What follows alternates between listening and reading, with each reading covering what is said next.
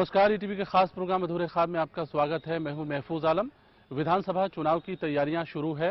सूबे के सभी विधानसभा क्षेत्रों में सियासी हलचल भी तेज होने लगी है और उसी के साथ विधानसभा क्षेत्रों का सियासी पारा भी चढ़ने लगा है। आज हम आपको लेकर आए हैं बेतिया। बात करेंगे बेतिया के हालात और अक़लियतों के मसले के बारे में। तो आइए हमारे खास प्रोग्राम अधूरे ख्वाब में जानते हैं 9 विधानसभा क्षेत्र वाले इस जिले की क्या हालत है। चंपारण हिंदुस्तान का वो जगह जहां से महात्मा गांधी ने देश की आजादी की लड़ाई का चिराग रोशन किया। जंग आजादी की तारीख में चंपारण का मुकाम काफी बड़ा रहा है। इसी सरजमीन से आजादी के मतवालों ने गुलामी की जंजीरों को तोड़ने की तहरीक का आगाज किया था। आज भी यहाँ के लोगों को उस बात का फख्र है, लेकिन जिले के मौजूदा हालात पर उन्हें बेहद अफसोस होता है। स्थानीय लोगों की माने तो जिस इलाके ने महात्मा गांधी के साथ पहली कतार में खड़ा होने की हिम्मत की थी, आज वही इलाका सरकारों के प्राथमिकताओं में अपनी कोई खास जगह नहीं बना पाया है। शहर की सड़कों से लेकर गली और मोहल्लों में कोई खास रौनक दिखाई नहीं देता है। शहर में ट्रैफिक जाम का मसला शदीद है, वहीं पूरे शहर में जगह जगह गंदगी का अंबार है। आजादी के इतने दिनों बाद भी जिला हेडक्वार्टर की हालत नहीं बदल पाई है, जबकि सियासी पार्टियों की तरफ से हमेशा बड़े बड़े दावे किए जाते रहे हैं। चंपारण के लोग जो है ना, हम अंग्रेजों के खिलाफ लड़ रहे थे, गांधी जी को बुला करके यहाँ पर भिथियरवा आश्रम है, हमको मिला नहीं है, अब मिलना चाहिए। और मैं समझता हूँ कि ये जितने भी लोग हैं हमारे चंपारण के वासी, वो जाग चुके हैं और उनको अब जो है ना वो अपना हक लेकर ही छोड़ेंगे। अभी भी बहुत से हालात ऐसे जहाँ पर जाइएगा तो सड़क नहीं है। अभी इधर बांध से उधर जाइए तो अभी बारिश हो जाए तो अभी उस पार के लोग का ये हालत है कि जैसे अगर आदमी मुर्दा के बाद खटिया पे चढ़ता है, इधर जिंदगी में लोग खटिया का सवाल दिलता है। सूबे में चुनाव की गहमागहमी शुरू हो गई है, जिले में भी उसका खास असर है। लोग विकास का काम होने और नहीं होने की चर्चा चौक चौराहों पर करने लगे हैं और उसी के साथ सियासी पार्टियों की सियासी मुहिम भी अपने शबाब पर है। खास बात यह है कि सभी पार्टियां बेतिया के 9 विधानसभा क्षेत्रों में अपनी अपनी जीत का दावा कर रही हैं। साथ ही लोगों से इलाके की मुकद्दर को बदलने का एक बार फिर से वादा किया जा रहा है। चुनाव में अब कुछ ही वक्त बचे हैं।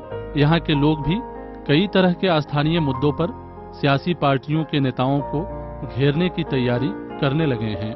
पश्चिम चंपारण के 9 विधानसभा में लोकल समस्या रहेगा। इस बार लोकल समस्या को मुद्दा लोग बनाए जाएंगे, यहाँ पे बनेगा और इसी को लेकर इलेक्शन लड़ा जाएगा। तो यहाँ के लोगों का भी यही मानना है, सोचना है कि लोकल समस्या प्रॉब्लम जो भी है वो सब खत्म हो। इसी में जो अच्छे काम करेंगे उनको लोग आएगा कैंडिडेट, अगर पार्टी टिकट देती है, अगर आते हैं लड़ते हैं तो उनको लोग जिताएगा यहाँ पे। दरअसल ये इलाका पूरी तरह से खेती पर निर्भर करता है।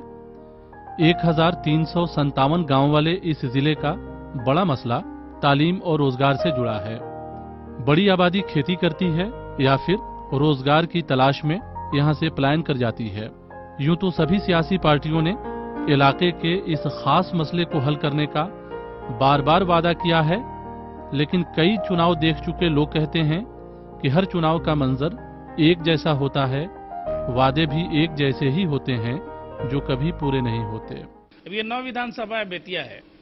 मैं अभी जो महागठबंधन चल रहा है, मुझे नहीं लगता है कि इस 9 विधानसभा में से एक भी मुस्लिम कैंडिडेट जीत करके जाएगा। अगर सही नुमाइंदगी नहीं दी गई, सही मुस्लिम कैंडिडेट को टिकट नहीं दिया गया, तो जाहिर है वो नहीं जीतेगा, और नहीं जीतेगा तो असेंबली में उसकी नुमाइंदगी भी नहीं होगी। गांव के लोगों की माने तो खेती के लिए सरकार की तरफ से कोई खास साधन उपलब्ध नहीं कराया जाता है। उधर महंगाई किसानों की कमर तोड़ती है।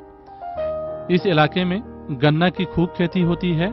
कभी गन्ना की खेती यहाँ के ज्यादातर लोगों के लिए खुशियों का सामान मुहैया करती थी, लेकिन आज हालात बदल गए हैं। गन्ना का भाव हमने के किसान में से उसे कमाए के बा तो ओकर कोनो रेटे नहीं है। 150 के मिल में रेट टांग दिला। यहाँ खाद पानी या जितना चीज है, पब्लिक किसानों को जितना चीज है वो मिलती नहीं है टाइम पर।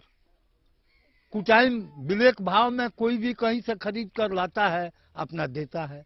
खेती के अलावा कोई दूसरा रोजगार नहीं है, लिहाजा लोग यहाँ से बाहर चले जाते हैं। नौजवान नस्ल खास तौर से पलायन करता है। तब जाकर घर का चूल्हा रोशन होता है। कई ऐसे लोग मिले जो विदेशों में मजदूरी करते हैं, लेकिन वहां जाकर भी उनकी हालत नहीं बदली है। ये नौजवान खाड़ी देशों में रहते हैं, जहां वो 20,000 रुपए की नौकरी करते हैं। 1 साल के करार पर बाहर जाते हैं और फिर लौट कर आते हैं तो दोबारा जाने में आम तौर पर 1 साल का वक्त लग जाता है। ऐसे में जो कमाते हैं उसे उन्हें कोई खास फायदा नहीं होता है। उनके मुताबिक अगर सरकार की तरफ से बेतिया में रोजगार का साधन मुहैया कराया जाता तो जिले की तरक्की के साथ समाज की हालत में भी बदलाव मुमकिन था। हालांकि इस सिलसिले में वादे होते रहे हैं, लेकिन पहल अब तक नहीं की जा सकी है। अपनी चंपारण में रह के कोई रोजगार करें, चंपारण नहीं में अपना कोई काम करके अपना दाल रोटी चला सकें, नहीं चलता है। इसके लिए हम लोग जाते हैं बाहर, कमाते हैं। हम लोग अपना वही है काम बाहर से कमा करके लाते हैं, यहाँ खाते हैं। यहाँ कोई रोजगार नहीं है। हम लोग को चाहिए कि यहाँ बेतिया में कोई अपना काम हो जिससे वहाँ करके हम अपना दाल रोटी चला सकें। हम लोग बाहर रहते हैं, विदेश में जाकर पैसा कमा के भेजते हैं तो कुछ घर का काम चलता है। यहाँ कोई उद्योग का काम नहीं है। आजादी के कई साल गुजरने के बाद भी लोगों की बुनियादी हालात में कोई बड़ा बदलाव नहीं आ सका है। जिले की कुछ सड़कों की हालत बदली है, तालीम में भी सुधार हुआ है, लेकिन रोजगार का मसला आज भी सियासी पार्टियों के दावों की धज्जियां उड़ाता है। बहरहाल वक्त हो गया है ब्रेक का। ब्रेक के बाद फौरन वापस आते हैं।